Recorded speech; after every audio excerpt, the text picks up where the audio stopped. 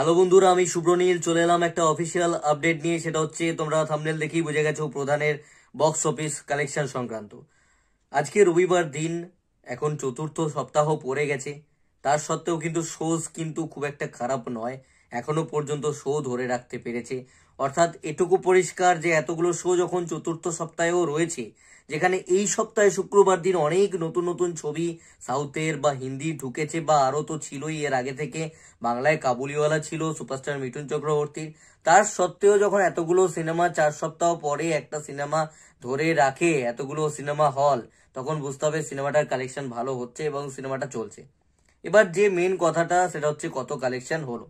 তো কালেকশন কত হলো সেটা যদি বলি, অফিসিয়ালি ট্রাস্টেড জায়গা থেকে আমরা যে খবরটা প্রতি সপ্তাহে পাই, যেটা পাবলিশ করা হয়, সেটা হচ্ছে ন্যাশনাল মাল্টিপ্লেক্স চেনের কালেকশন। এবং ন্যাশনাল মাল্টিপ্লেক্স চেন বলতে কিন্তু অবশ্যই লোকাল কিছু কিছু মাল্টিপ্লেক্স রয়েছে, সেগুলো কিন্তু ইনক্লুডেড নয়। শুধুমাত্র 3টে মাল্টিপ্লেক্স চেন, সিনেপলিস, আইনক্স এবং পিভিআর, এই তিনটের কালেকশনই কিন্তু সাধারণত পাবলিশ করা হয় প্রতি সপ্তাহে। সেরকম অফিসিয়াল ডেটা বলতে কিন্তু এই তিনটে মাত্র মাল্টিপ্লেক্সের কালেকশনকেই আমরা ধরতে পারি।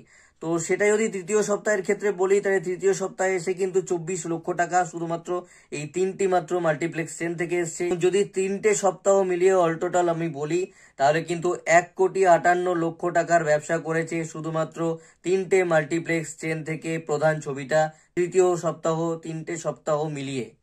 তো এটাই ছিল অফিসিয়াল আপডেট।